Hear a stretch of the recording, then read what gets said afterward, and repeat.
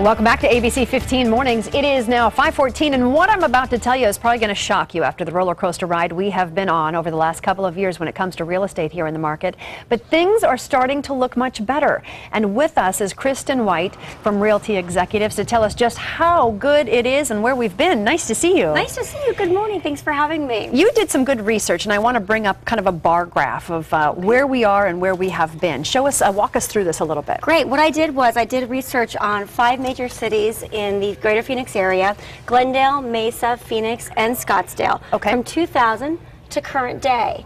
And as you can see, we started in 2000. So we're kind of down here as to where things were on property values. The property values, the average sales price, and as we ramped up towards the height of the market, 2006, 2007, you can see where the values were based upon a 100,000 scale. As you can see here, we started the decline back in 2008, kind of came down here, and now we're back on the rise, and that's the great news. Anywhere from between Glendale, Mesa, and Phoenix, 28 to 35% average sales increase. Wow. And for Scottsdale and Paradise Valley, a little bit slower with about 2 to 4.5%. But the great news is across the board, average sales price have increased over the last 4 years. And I think the big thing is when you're driving around neighborhoods, you're seeing a lot fewer for sale signs.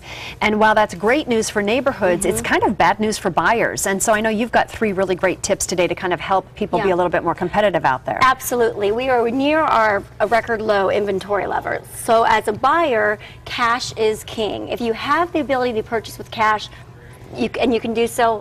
Do it. We're still seeing a lot of investors out there, and they play with cash. So that's why the buyers who are looking for just their home to live in have a tough time competing with those investors. Absolutely. The investors are scooping up those properties with their cash. So if you are a financed buyer, the second tip is be prepared. Have your financing completely in order and be ready to make, when you find that special home, an offer on a property, and a competitive offer, so that you might be able to beat out a cash offer. And you brought a letter, because I know our third tip was really about being an aggressive realtor, somebody who really knows the market and does above and beyond. And I wanted to show this because I thought that it was so fantastic.